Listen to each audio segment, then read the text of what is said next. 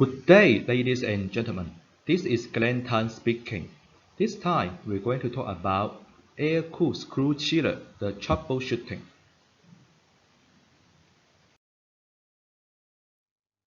This presentation divided into these three parts. First, I will introduce the cycles, including the refrigerant and water cycle. After that, in the second part, I will introduce the basic operating logic. The last, I will introduce the detailed troubleshooting.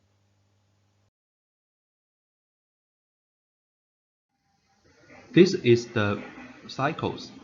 On the left side, this part is the refrigerant cycle, and the right side is the water cycle. So on the refrigerant cycle, you can find that we have the compressor, oil separator, and this is the outdoor heat exchanger, tail and fin.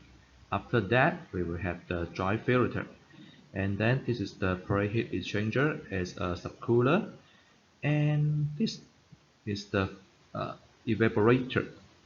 And then you can also find that this is the oil return, and this also we have different pipes for the compressor for different functions. So I will analyze first is for the cooling. The refrigerant from the compressor is high pressure and temperature gas. Then after the oil separator, it will go to the condenser, which is the outdoor heat exchanger to release heat. Then the gas become liquid and get through this dry filter. After that, it gets through this preheat exchanger. Then get to this EXV1. Then it will get expanded to become low pressure and temperature liquid. Then get into this evaporator to become gas, which is to absorb heat to doing cooling, to cool down the water. After that, the gas, this refrigerant gas, will get into the compressor to finish the travel. And if we find that it is too hot of the compressor, so it will conduct the refrigerant from here directly, and then it will get through this ESV2 and also get expanded to become low pressure liquid. Then we can spread this low temperature liquid on the suction side of the compressor to cool down the compressor. And also for this ESV3, it is for the two-stage compress, which is just the refrigerant will flow like this. A partial refrigerant will get through this EXV3 and get expanded, then become low pressure, then it can absorb heat from the main roll. Then this one will become gas, right?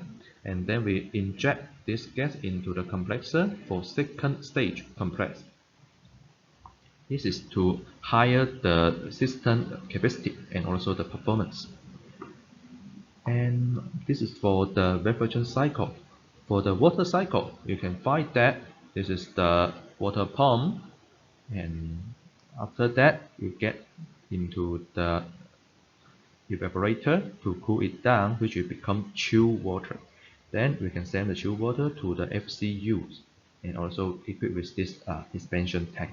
And here is how the water flow from the water pump. Then we send it to the evaporator to cool it down. It becomes chilled, and then we send the chilled water to FCU.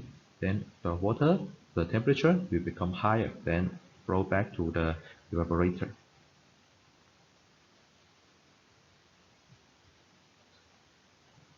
And for the heat pump type, you can find it. It is similar to the cooling outlet, and we just have this device. It is a four-way valve, and for the water cycle, it's completely the same. The difference is just we add this device. And I will also analyze how the refrigerant flow in the heating cycle. And the refrigerant from the compressor, after it goes through the oil separator and four-way valve, then we first go to this heat exchanger, which is to release heat from gas to liquid, and then get expanded at this ESV1 and become low pressure and temperature. Then it will get heat, which is to absorb heat at the outdoor heat exchanger, this device, and then become gas, and after the boil well, then to the compressor for this one. And if I and this is for the second stage compress. Also a partial refrigerant from the make roll to get through this EXV3, and then absorb heat from the make roll. Then itself will become gas. Then we inject this gas into the compressor for compression. And also for the water cycle, it's the same. We just send the water to this tube and shoe, and then it become hot. Then we send this hot water to the FCU to do heating. Then we get the warm water from it and back to the water pump.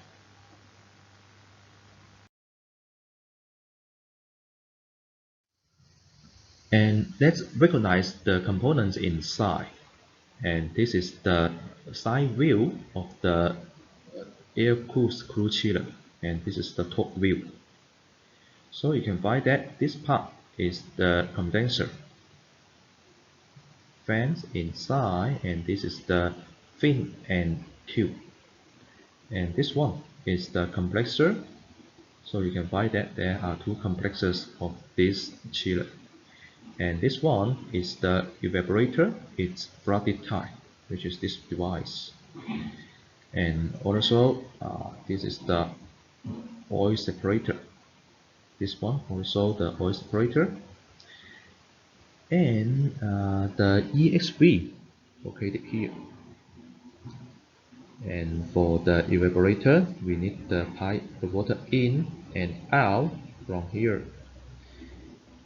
And also don't forget the economizer, which is the preheat exchanger located here. And at this side is the weak current control box, and this is the strong current control box.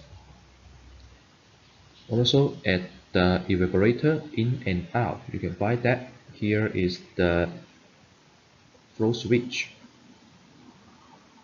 And also there are two sensors.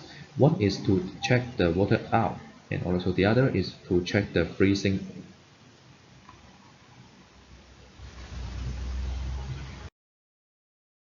As for the strong current control box, and here is the appearance, and this is the emergency stop button, and also with the indicators to show you the operating, and also is there any error.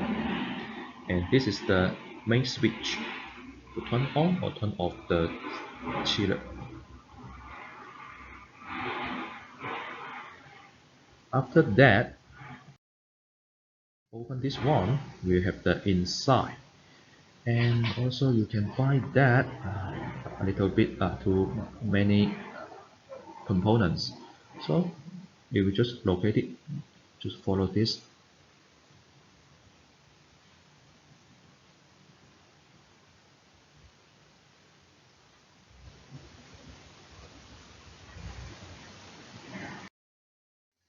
And as for the on-off compressor, which we mainly apply the delta startup method. And the purpose of this one is just to lower the startup current with the same voltage, which means we don't change the power input, just change the wiring of the compressor to lower the startup current. And here is the startup condition to mix all these five. Then the system allow the compressor to start up, which is including the water pump operate at least 3 minutes, and compressor stop at least 10 minutes. And also the setting temperature, it should be higher than the water out temperature. And also the water out temperature change rate is less than the preset value, which means it will not cool down quickly or the temperature change quickly. And the last is there's no malfunction. And here I will show you the star connection and the delta connection just to lower the current. And how to achieve it is at the start connection, if the current we just follow like this, 1 and 2 for the UV, and also for the UW, also coil 1 and coil 2. So the voltage no change, but the resistance there are 2, right? So the current should be less. And for the delta, also we will change it like this. And also for the U to V, there is only coil 1. For U and W, also only coil 2. That means the voltage no change, but the resistance is less. Then we can get a higher current, which is in the stable operation. We need to apply this connection. And for this one, and I also put the main components on here, so it can help you to recognize the components.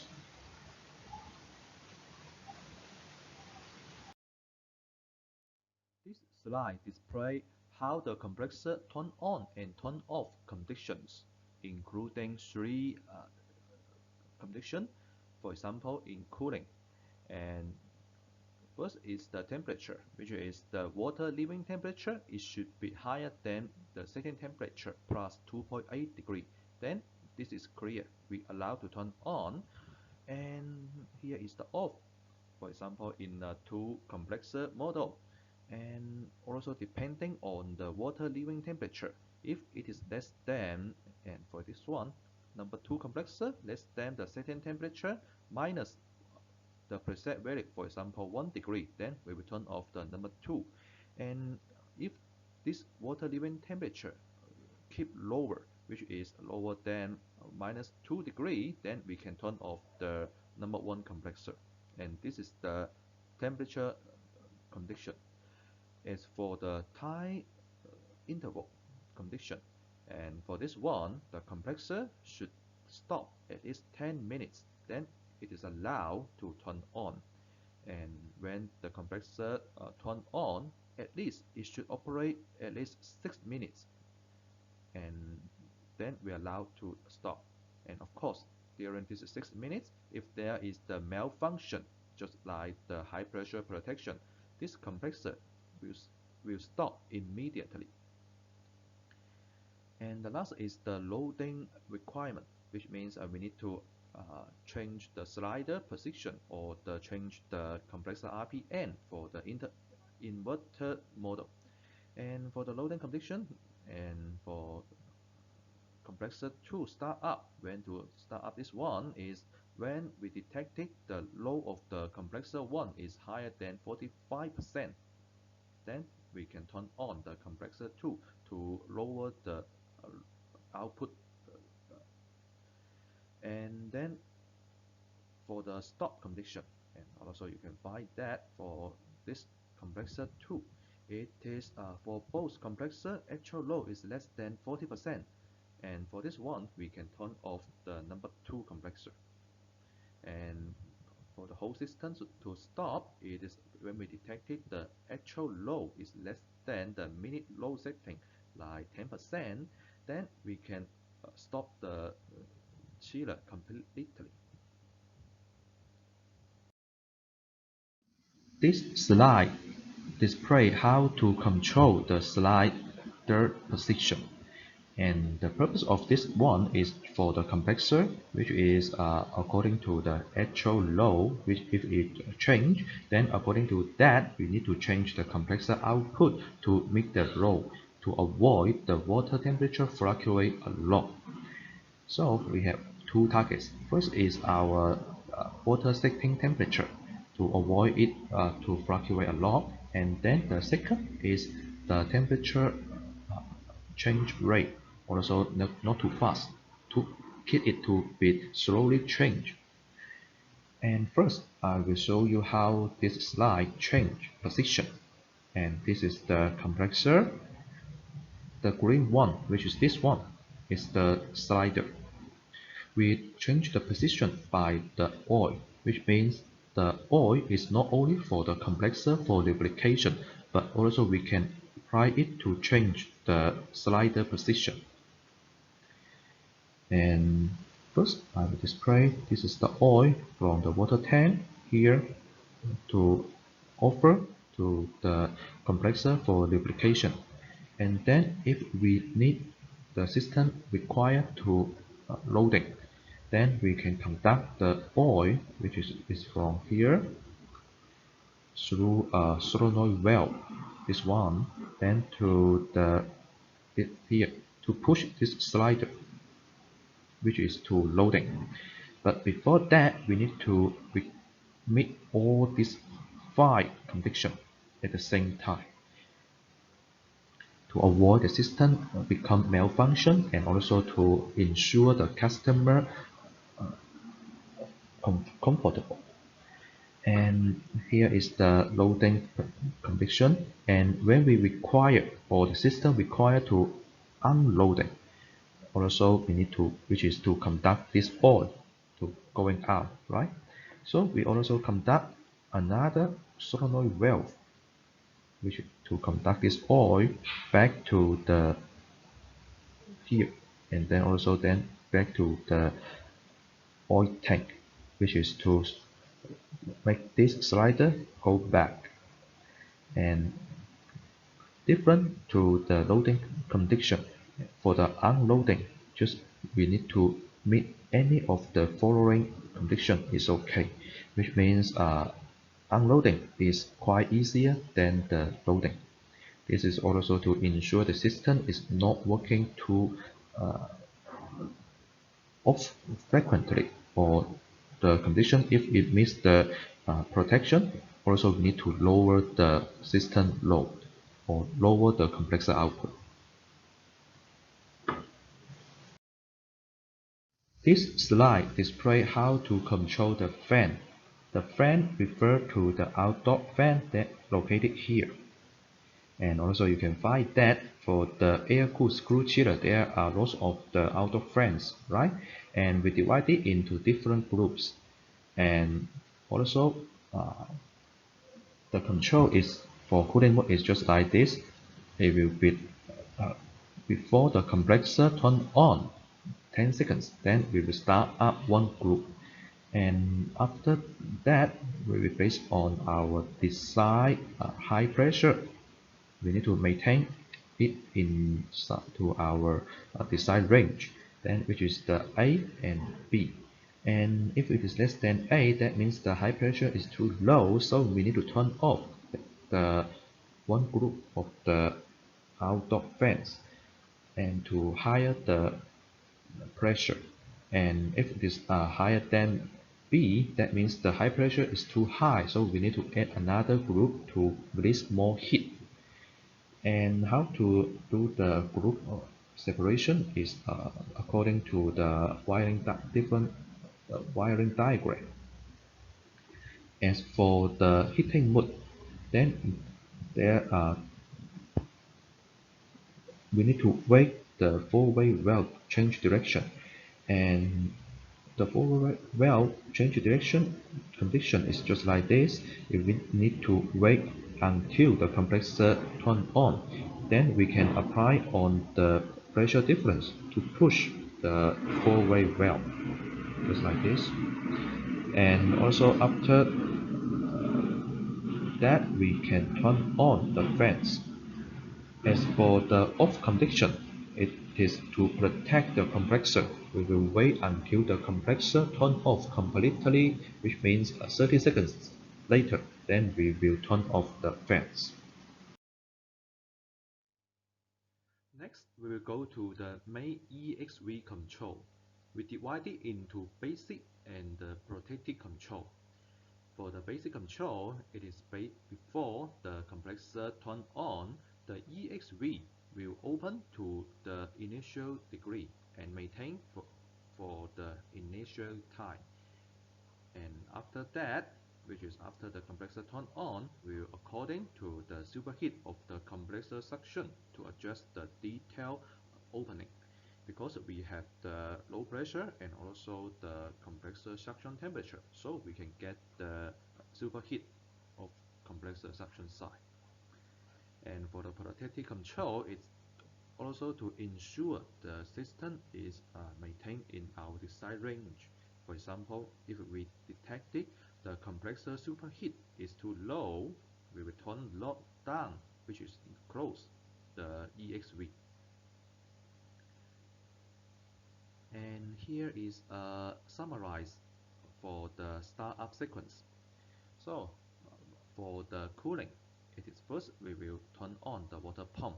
After that, turn on or make it to be initiate opening for the EXV. After that is the fan, and last is the compressor. And here is the cooling, and this is the heating.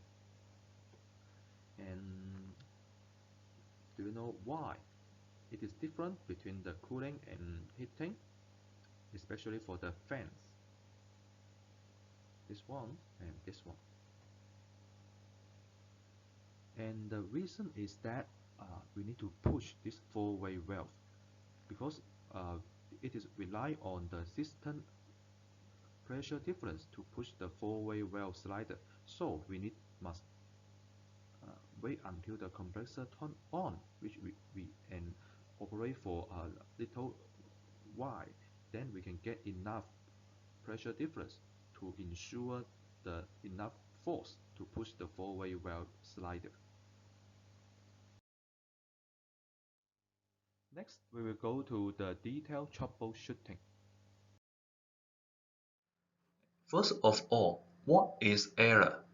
And actually in the chiller system, we always monitor every important parameter like the compressor discharge temperature and the pressure and also the outdoor temperature. And for this one, we always we adjust the components setting like the compressor or the outdoor fan RPM and even the EXV opening to keep above, which is the our important parameter. We make sure it is in the desired range. And just like this, for example, we have for every important parameter, we already set up the regular control zone and also the protective control zone. And for example, we take the compressor discharge temperature, for example, and if it is higher into this protected zone, we will adjust the parameter like to decrease the compressor RPM or to higher the EXV opening to make it to going down. And next time, if it is lower than the regular lower limit, we adjust the parameter to make it a bit higher. And once it is in this zone, the system will not do any protected control to do that. But if it out of this protected zone, the system will have no idea but just shut down and display the error code, which is E4.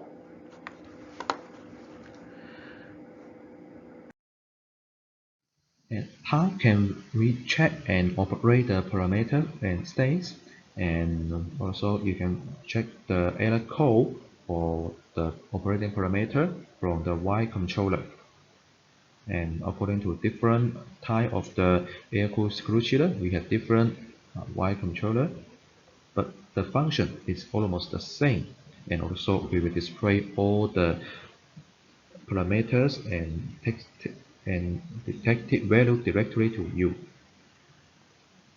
And also you can also check the error code on the PCB, which is here, this one.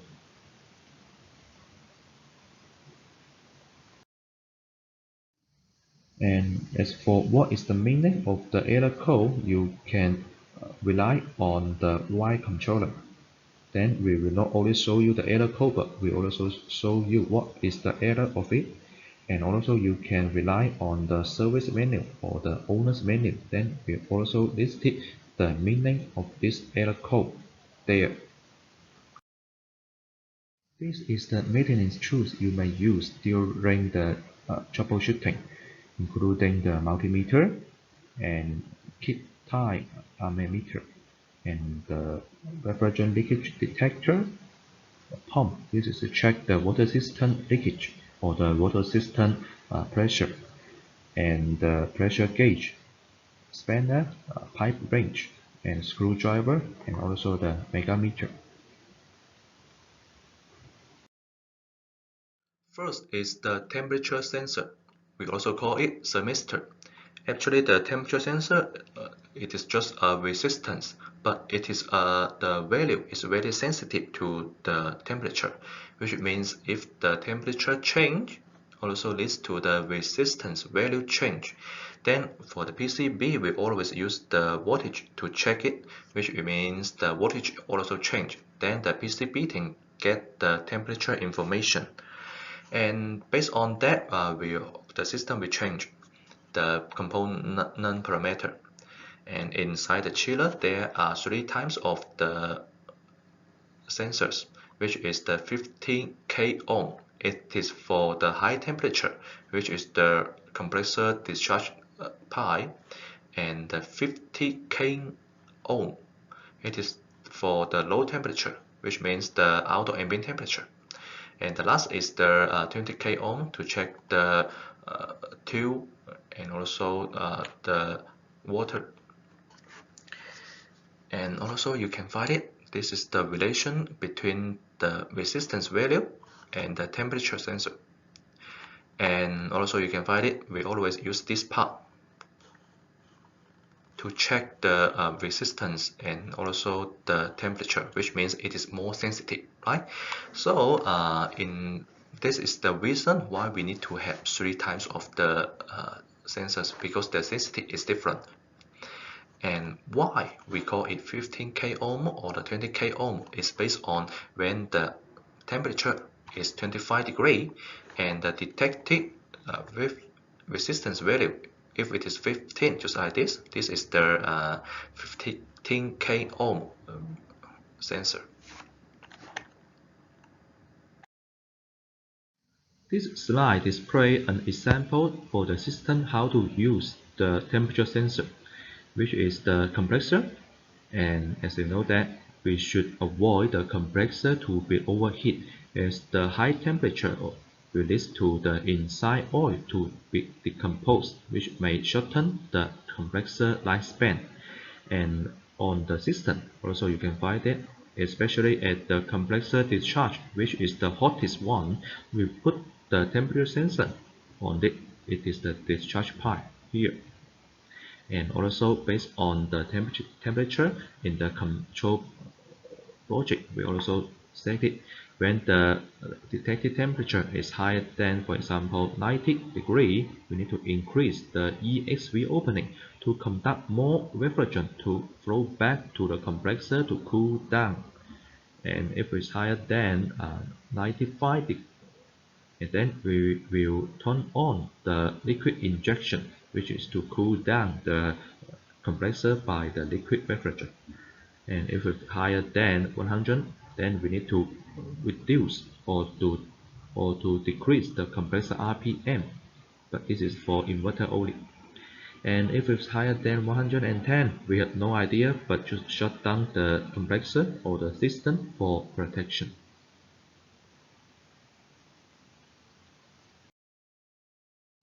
And this is the detail when we have this temperature sensor malfunction, which is the sensor is open circuit or short circuit for a preset period, for example 5 seconds. Then the system will treat this error, which is the AD value.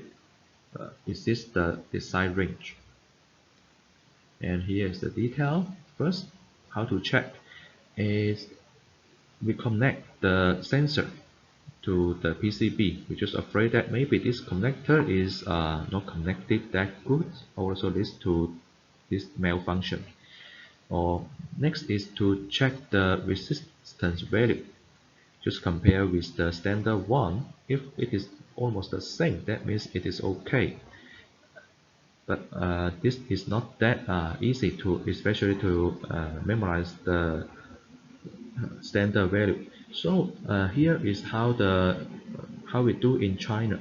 And for the service person, we always bring a good one with it. and then we just put a good one near to the suspicious one. Just compare the resistance of these two, then we can get the resistance value. If this difference is not that large, that means this sensor is okay. Otherwise, you need to change it. So with this one, we don't even need to know the temperature, just compare the resistance value, is okay. And the last one is maybe something wrong with the detecting cycle, which means the PCB. This one is malfunction.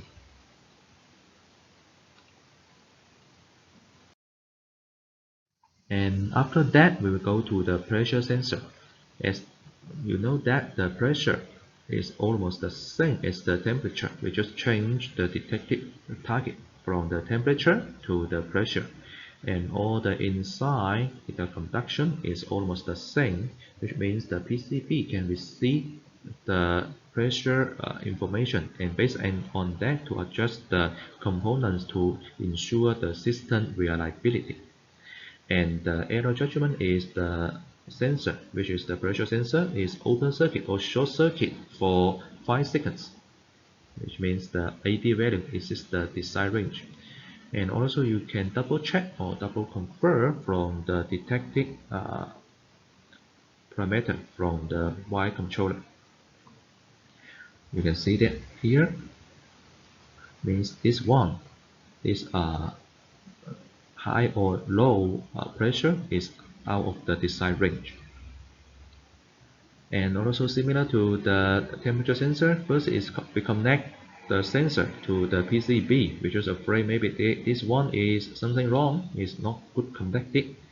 And after that is just compare the pressure which is detected from the pressure gauge and compare with the this AD value. If there's no two difference, that means this sensor is okay. And after that, something wrong with this PCB, which means the detected circuit is malfunction.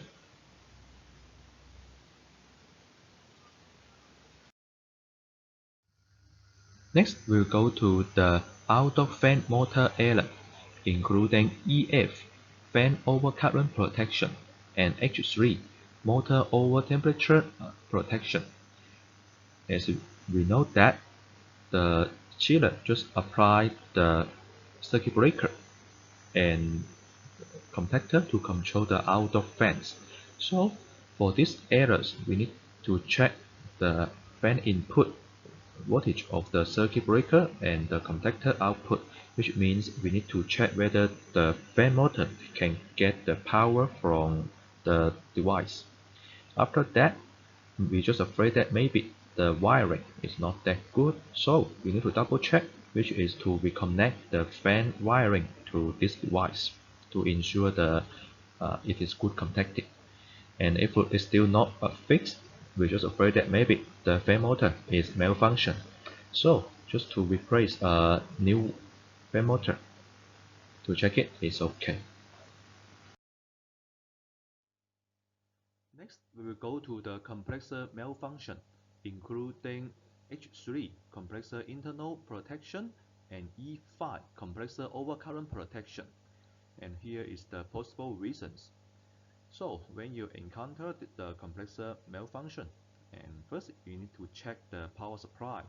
We are afraid that maybe the voltage it is too low, which leads to the higher current, and higher current indicates the E5 overcurrent. And after that, please check the three phases current value, just like this, to ensure there is no unbalance. And during operation, next is if you heard any abnormal noise of the compressor, also you can ensure or to confirm that the compressor is malfunction.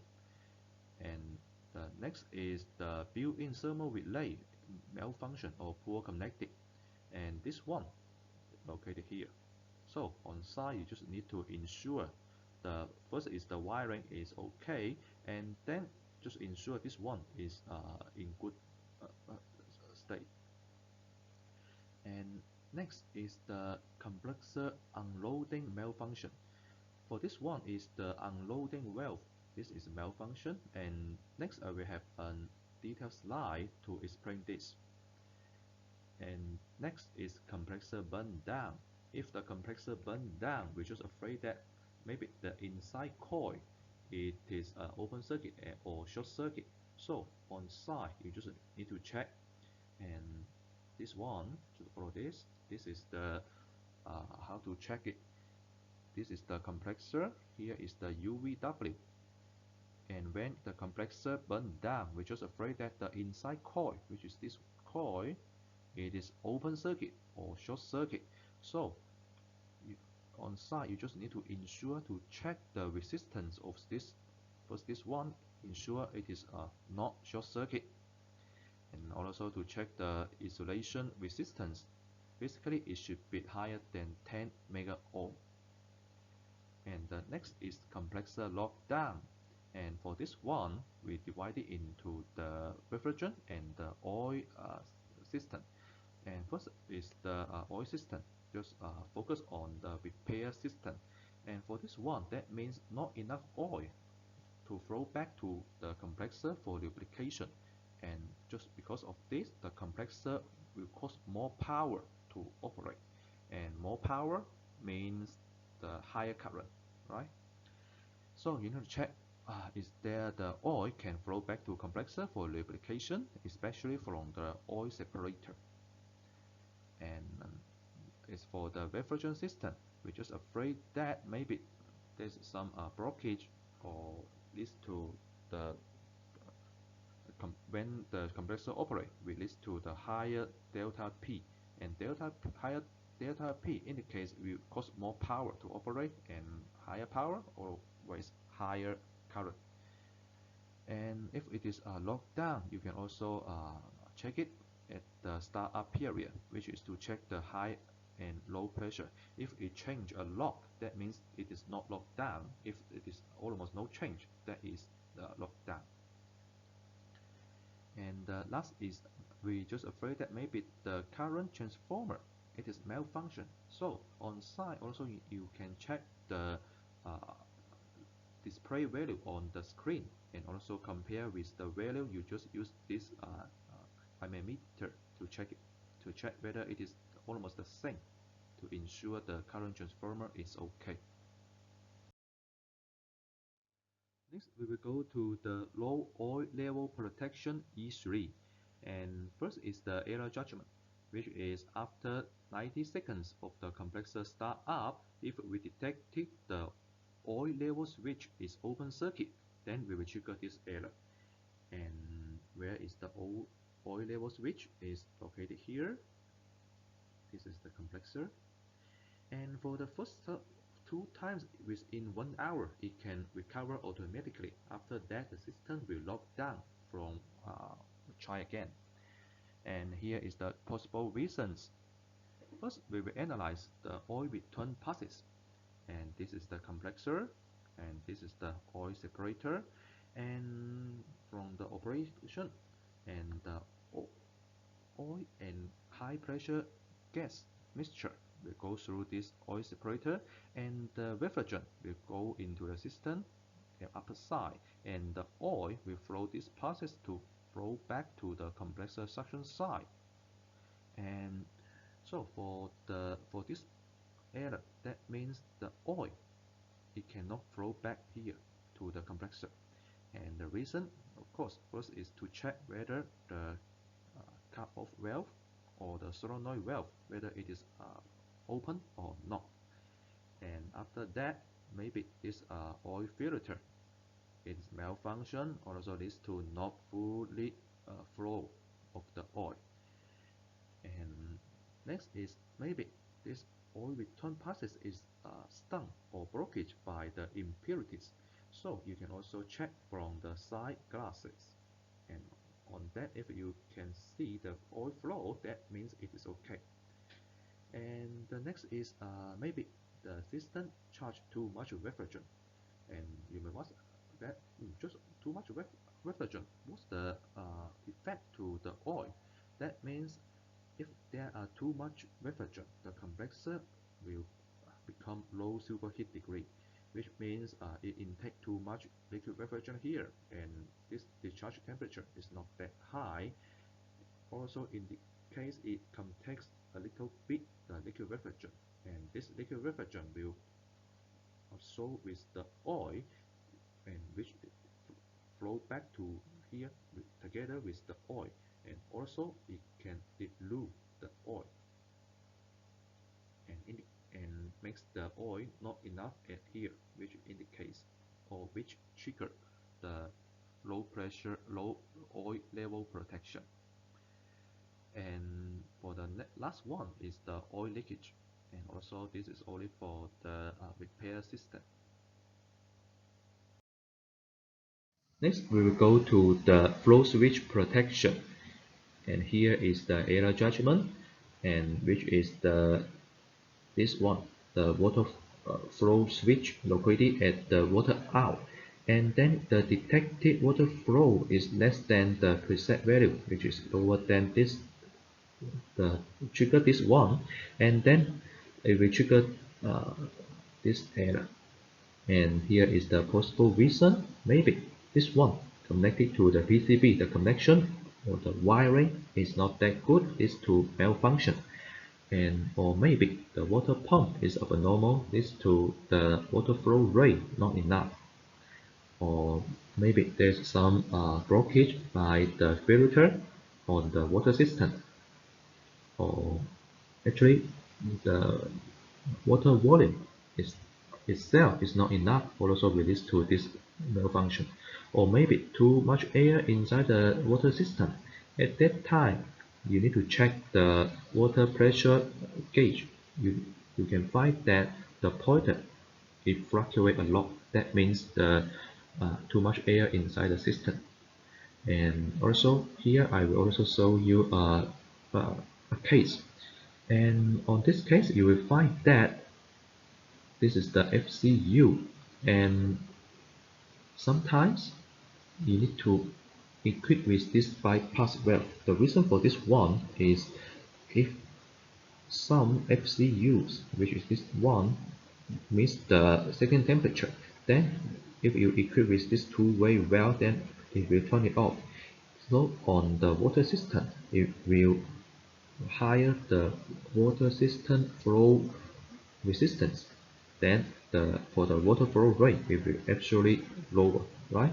And at that time, if without this one, the detected is on the water out of the chiller, so also the water flow rate also not enough, it will trigger this one.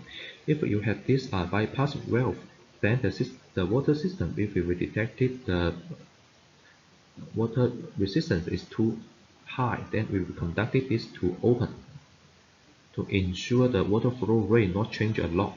Also ensure not trigger this water flow switch.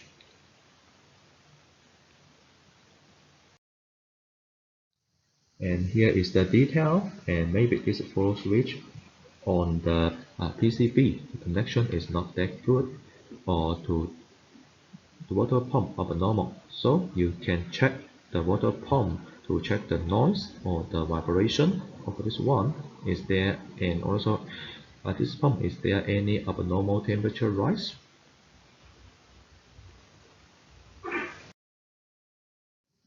If too much air inside the water system, and you will find on the pressure gauge that the pointer, this one, will fluctuate a lot. That means too much water inside it. At that time, you need to open the band pipe to release the trapped air inside. And the next is the water system blockage, including the filter and also the check valve. And maybe for this one, the inside coil it is a malfunction, and as for the check valve, also need to check whether it can conduct it or not. And this is how the check valve operates.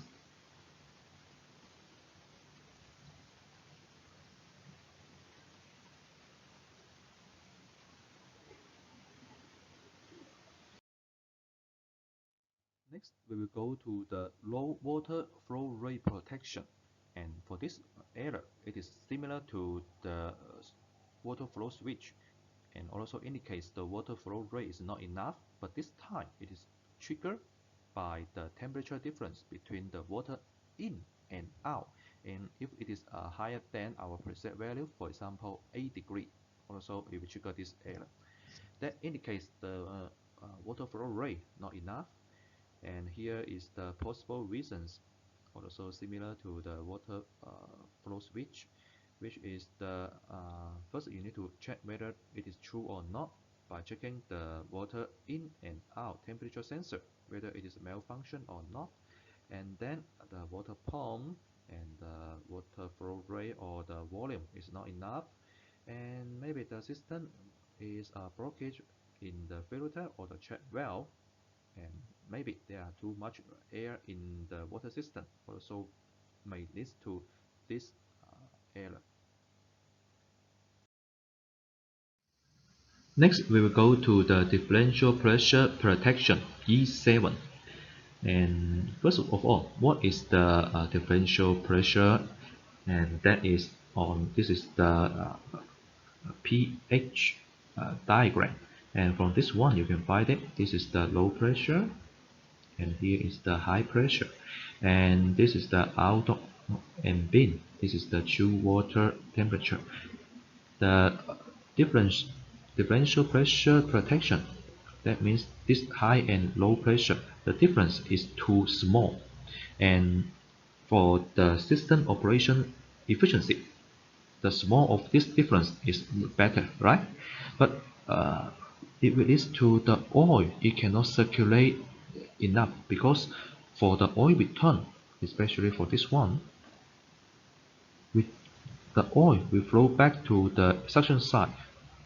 The power is the difference of the pressure, and if it is not high enough, we will not have enough power to push the oil, which is from the oil separator, to flow back to the suction side. And then sooner or later, the compressor itself will be short of oil. So to prevent this, we also set up this lower limit of the differential pressure. And here is the reasons why this error happened. First is the pressure sensor malfunction, the same as previous I introduced. Just follow it to check it's okay. And next is maybe the compressor loading or uploading valve is a malfunction. It's to not enough oil to flow back, or not enough power inside it. And next is the condenser pressure too low. That means the outdoor ambient temperature, this one, is too low, but is still required to do cooling. Then it for the system is very good, but for the oil return is not that. And the next is the evaporating pressure is too high. That means for the chill water, for this one, the temperature is too high, if out of the desired range, and then also leads to this low differential pressure protection. And here is the troubleshooting, and the first one is to check the pressure sensor whether it is good or not, the same as previous, so we can skip.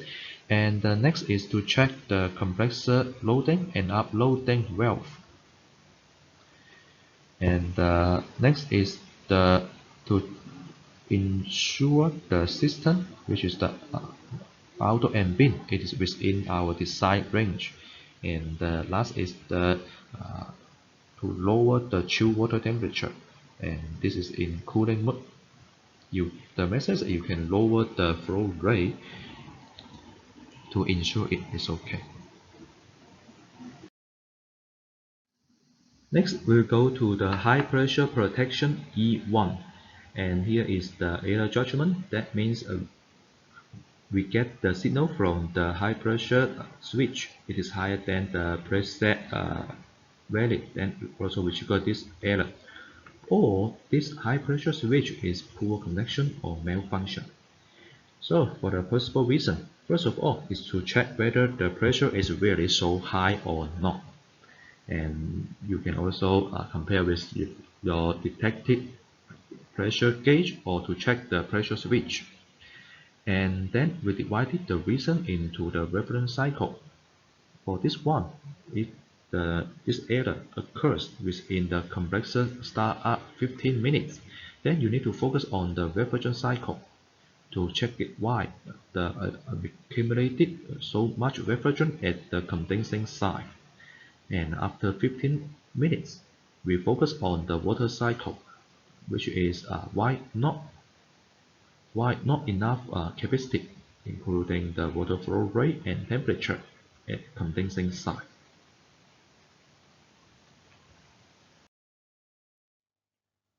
And I put it on the cycles for better analyze.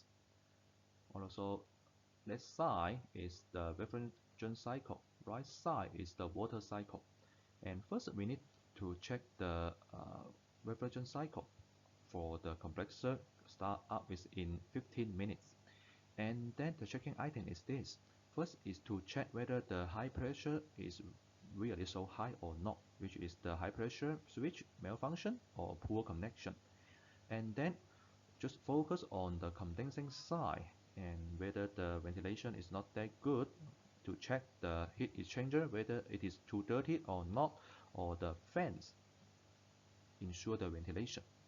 And also the tilt sensor, it should be good contact with the pipe, or maybe there are too much refrigerant inside the system.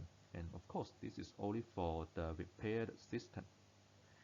And next is the discharge cut off valve. If it existed, it is not fully open, also this to this E1. And the last is the system abnormal like blockage. Here is the detail. First is to check the high pressure switch or the sensor whether it is malfunction or poor connected. And for the switch, just check the conduction. And for the sensor, just the same as previous to compare with the pressure gauge and the display value. And then to check the ventilation, including the fans, and this is for cooling. And also for heating, you need to check the FCU, the ventilation, whether it is good or not. And also ensure the temperature sensor, it should be good contact with the tube or pipe. As for the blockage or the stung, just focus on the dry filter and the EXV, especially when the temperature change a lot, then there must be a blockage. And here is for how to check the EXV.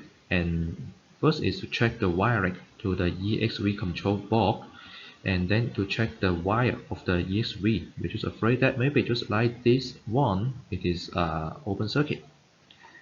And also you can make the whole system to reset the power to check the EXV, the vibration, and you will hear tuck tuck tuck tuck tuck. That means the cord can join the inside pin. If it stung and always there's two phenomena, which is almost no flow. That means the stung or the jam is happen when the pin inside is at low powers, and at that time just the impurity jam this flow. And the next is it is the control out of control. That means the jam or the impurity is at the high powers.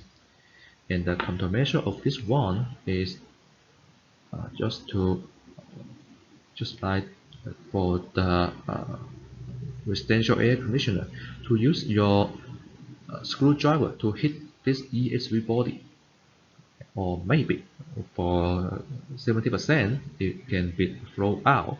And after that you can also ensure there's the stung here or the impurity jam here, then you need to replace this one.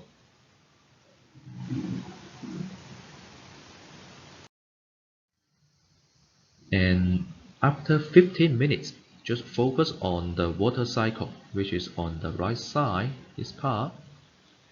So for this part, the check-in item is including the water temperature or the outdoor ambient temperature, whether it is within the desired range or not, and maybe too much air inside the system. At that time, you need to check the pressure gauge to check the pointer whether it fluctuates a lot or not, or maybe the water flow rate is not enough. At that time, you need to check the water in and out temperature. If this difference is higher than 8, that means the water flow rate is not enough. And next is to check the difference between the high and low pressure to the water out temperature. If this is higher than 5, that means the too much water escape or the alert gate is inside. And here is the detail. And first is to compare the water temperature and the outdoor ambient temperature, whether it's within the range or not. And also, this value has its meaning, especially for the water side. So, of course, and for this water in and out, and it should be within this range. If it is higher than A, what does it indicate? And what about lower than 2.5? What does it indicate? And also for the water leaving temperature, if it is less than 5, what does it mean?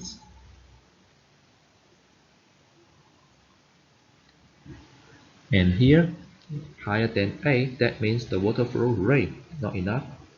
And of course, lower than 2.5, that means the water flow rate is too much.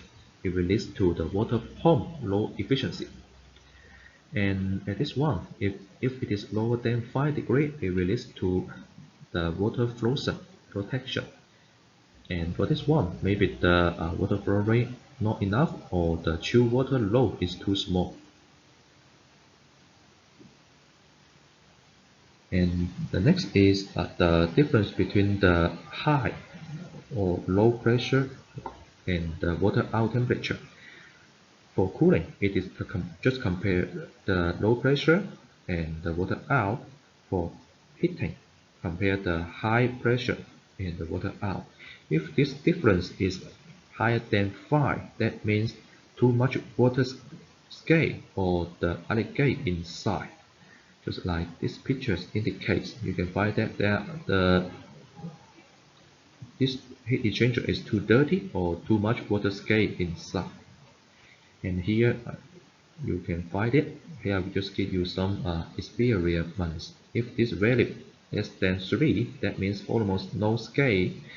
And if within this range, that means the scale existed but not that severe. And if it is higher than 5, that means too much scale. And the solution for this one is just to clean it with either with the mechanical or the chemical methods.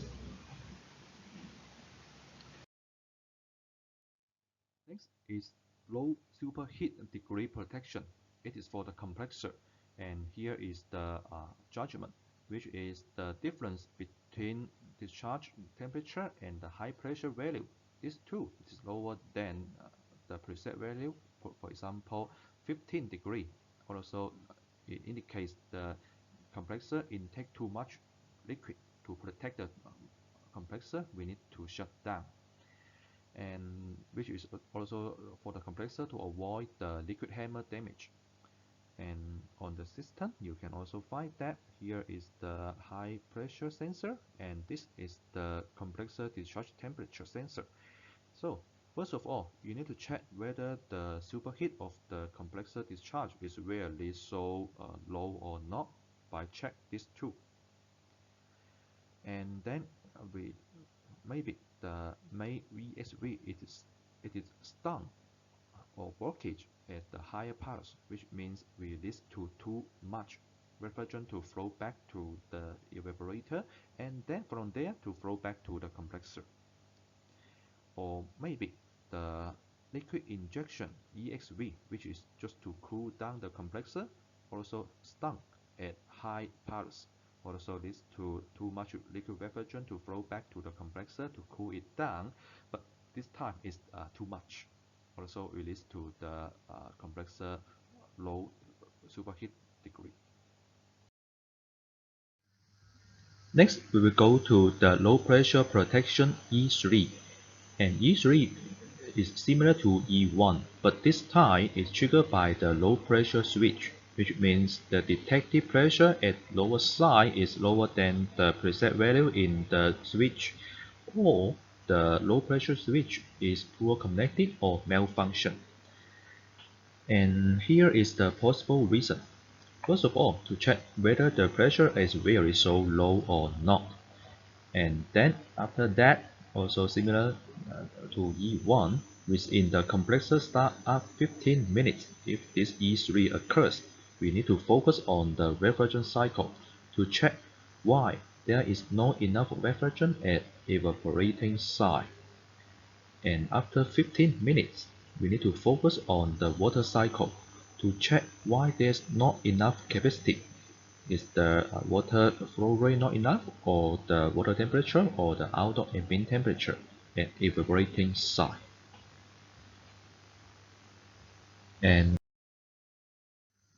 next we will go to high discharge temperature protection E4, and this error is similar or very related to E3. The reason is that the compressor cannot intake enough refrigerant to cool it down. For that time, the discharge temperature will become very high, higher than our preset value, and also trigger this error. And at that time, you need to check why there is not enough refrigerant at evaporating side, which is at the compressor suction side. And here is the screw compressor sectional view, and the refrigerant intake from here and discharge at this side. And just like this, here is the low temperature, and after this screw will become high pressure, and we just use this low pressure for an temperature refrigerant to cool down the motor, which is this part.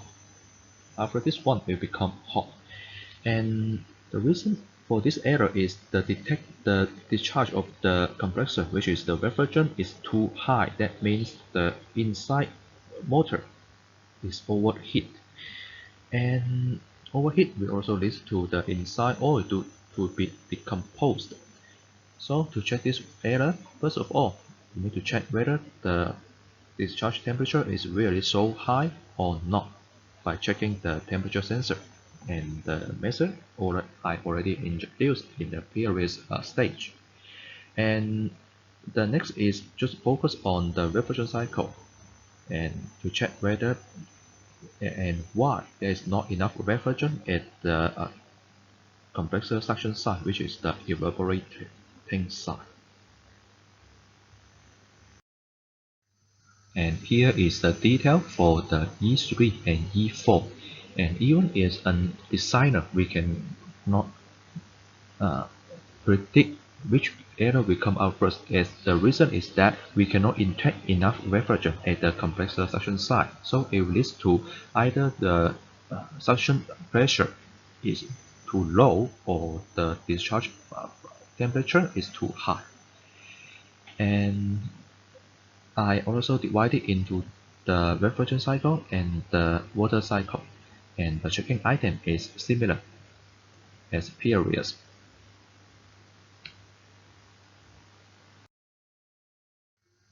Here is the checking of the E3 and E4, and even as a designer, we cannot predict which error will come up first, because both of this error, the reason is the same, which is the compressor cannot intake enough refrigerant at the suction side, and this will lead to either the pressure is too low at suction side, or at the discharge the temperature is too high.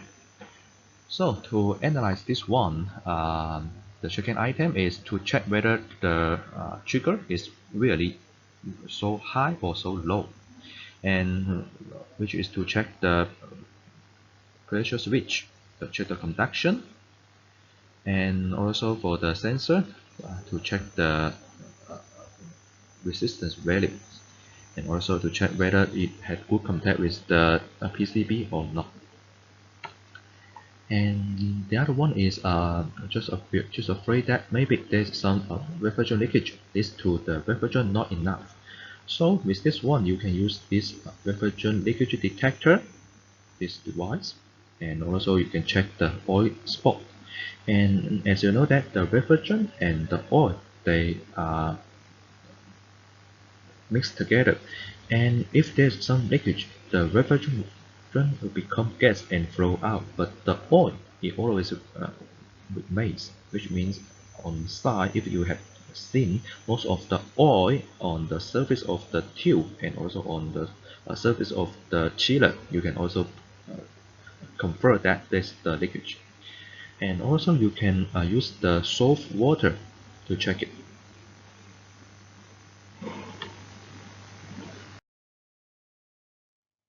Next reason is the compressor unloading malfunction.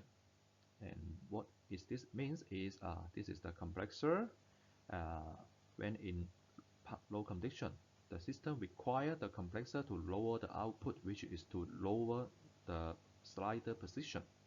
And then due to the malfunction of the unloading valve, the compressor still remain at higher output, also leads to the low pressure protection. And on side, this is the compressor, and this too is the loading and unloading valve.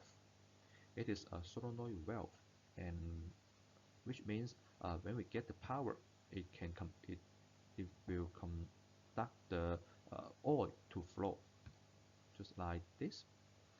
And you can see that this is the pin and the moving part and the spring. When you get the power, it can make this pin up, and then the oil can flow through, which is to conduct unloading. So you need to check why it is unloading malfunction. And first is the power supply for this valve, whether it is abnormal or not, to check whether it can get the power. And the next is the oil is installed okay or not. And the next is the oil is maybe short circuit or open circuit, which means there's no magnetic force. So on the side also you can check whether there is the magnetic force existed or not to confirm. And the last is maybe the pin, which is this one, is stung by the impurities, which the oil cannot flow through. Also on site you can check whether this one it is actually it should be warm, and this one, if it is not connected, it will not be warm. So from here you can also check whether this valve is malfunction or not. And for this one, we also just afraid that maybe the liquid injection, which is this device, we can also find that we just use this solenoid valve and divide it, which this is come from the liquid refrigerant. When we send it to the EXV, and then from there it will get expanded and spread into the compressor. We're just afraid that maybe either of this one is stung or blockage, so you need to check it. And also the checking item for EXV I already introduced is the same. And for the liquid injection condition, and here is just for your reference, how and when we will turn on the EXV and close.